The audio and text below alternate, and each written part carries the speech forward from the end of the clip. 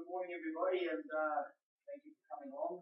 Firstly, this meeting is simply an SPO meeting to finalise adopting the report. Annual report from the worker, who can check it off and give it a good bill of health, as you should, because it is. Firstly, I'll talk for apologies. You might have one from Ms. Henderson. There won't be any further. So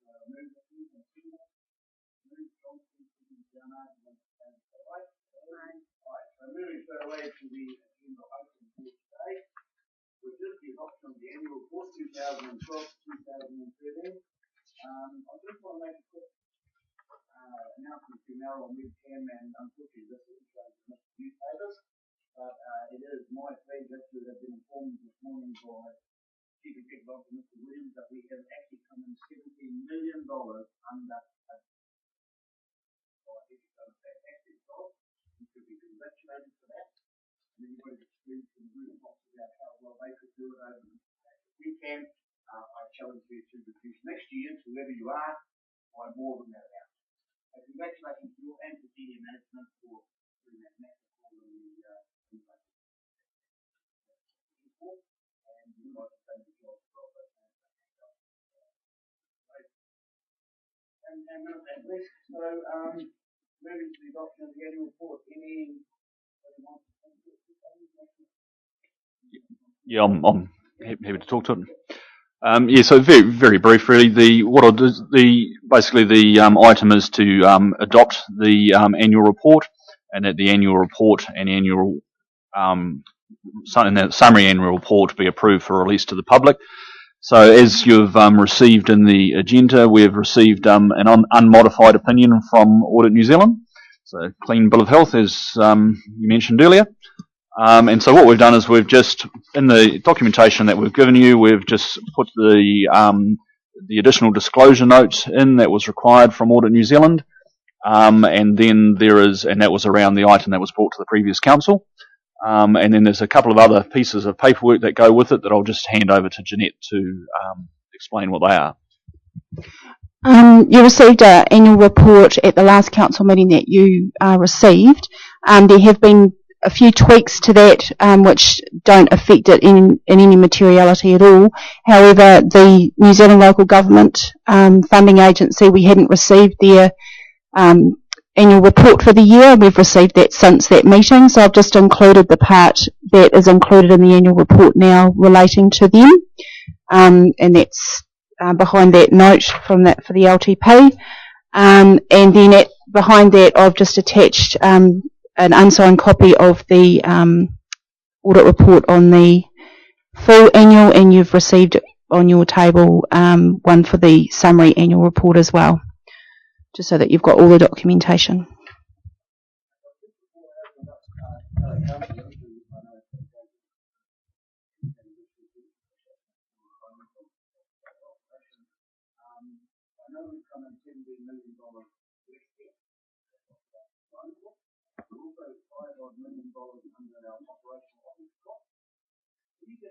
I like good news. It may not have happened, unfortunately, but I think it should. But I really do like good news, and I would like a reasonably in-full explanation of how we got as a team $17 million under our debt book and this $5 million savings. Who would like to do it? Mr. Williams, or I'll just give you Yeah. Yeah, in terms of the 17 million on the debt book, so the LTP forecast, we had forecasted that the debt would be 180 million as at 30 June this year. And due to some of the decisions that were made, we managed to come in at, as you say, 163 million, which is the 17 million below. In terms of the absolute detail of all of those, you've put me on the spot here. I don't have all of that at my fingertips. Yeah. So, yeah. Yeah.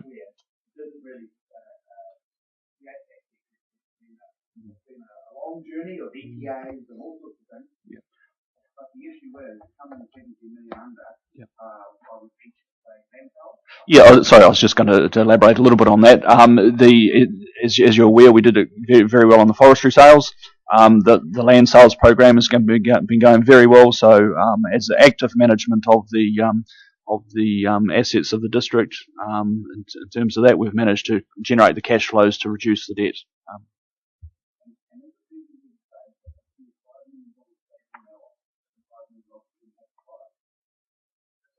Or rate for, yeah. Yeah.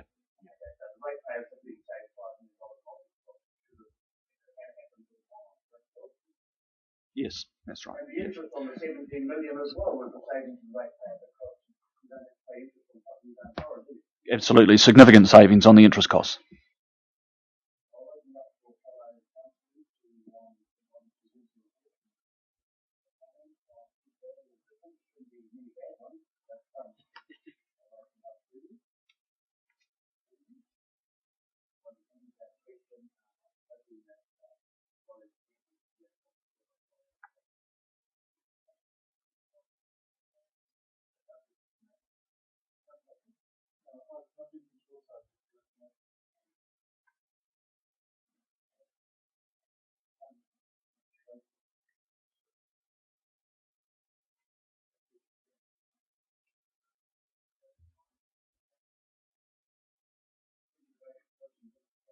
And just further, thank you, Councillor. And just further on that rating, the Standard & Poor's have indicated that if we stay on the trajectory that we are with terms to our the financial restructure that this council put in place, that they anticipate that they'll upgrade that a notch to AA within 2 years, and that's as a result of the decisions that this council made.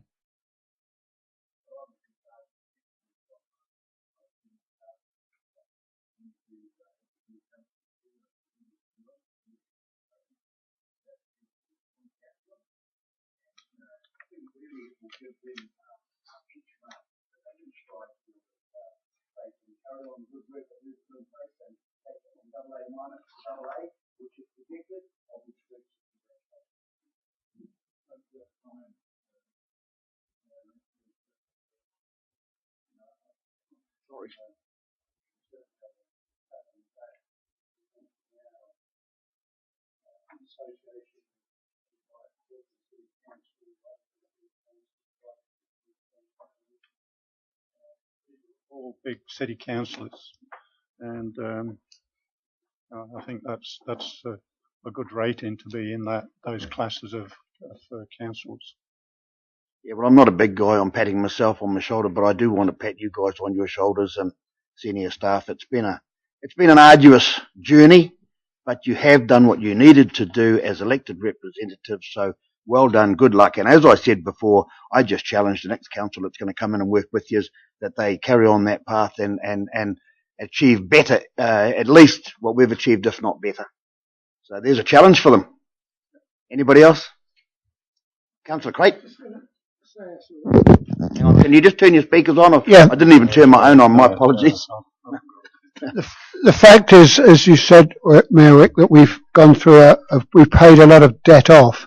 Do things look very promising for the future, Mr. Ward? You know, in the next council, are they likely, now that we've cleared a lot of the stuff, is this likely to project through to an easier year where we haven't got to pay for ETAs and AC bars and Yoo-Hoo Street? I hope not. I think the key thing from me is as your finance manager is that you've built a very solid foundation. You made some very difficult decisions, and you've built a very solid foundation for the future. We still have significant assets on the books that are actively managed, and we have a strategy and a program going forward. So yeah, I think the tough decisions have been made. The solid platform has been built. So looking forward, it is a strong balance sheet, and the prospects for the future look good. And there's nothing, when I look down this list on page 13 of what we have done this year, there's nothing like as big as some of those that are going to turn up next year, hopefully. There's been obviously significant investment in infrastructure over recent years, which has put the district's infrastructure in tip-top shape, shall we say. And there's certainly nothing in our projections of significant projects going forward. So the condition of the essential assets to the district are in very good shape. I think also I'd like to answer that, partly answer Councillor Craig's question there. Two parts to it. I think the question is answered when you listen very carefully to what you said before. Standard & Poor's will give us a AA within 2 years if we continue on the track that this council's on at the moment. Now, you can't get a better credit rating than that. That's the kudos. That's the big boss giving it the big tick. I just want to also comment on the cost that this council's incurred. Huhu Street was voluntarily done. AC Bars was involuntary done. The $5 million sewerage spill down by Lane Cove down there, involuntary. So you can't, I just need to keep that separated because I support 100% doing Huhu Street and I'm proud of it. It looks bloody lovely. We did that voluntarily, but the other ones are involuntary. So you don't know what's around your corner when you have sewage pipes break and excrement is heading towards the lake, etc., etc. So, there's just needs to be qualified there because the next council could run into dramas like that. We ran into that one 2 years ago, Rob, I think it was just before Ironman or something, and just had to take the bull by the horns. And the AC Bars, well, that's just a crying shame, and I don't want to be too critical on either governance or management of the past, but what a diabolical mess. But hopefully we've got it right, and the community will be thankful for it. If there's nothing further, I could just make a point to Your Worship, because Neil just mentioned it, but on page 5 of the annual summary report, we have 1.2 billion in assets, including land, infrastructure and buildings. I know all those assets can't be sold, but there's still $1.2 billion worth of assets in this council. and if you do your maths, and I've said it before, we have around about a 10 to 12% debt ratio. And anybody with any concerns out there, if they only owed 10 or 12% of their house's value on their house, I'd say they'd be pretty fortunate and pretty lucky. So if you weigh it up like that, 10 or 12% debt ratio against the asset base is pretty good in my opinion, because that asset base didn't get there just by someone waving a magic wand.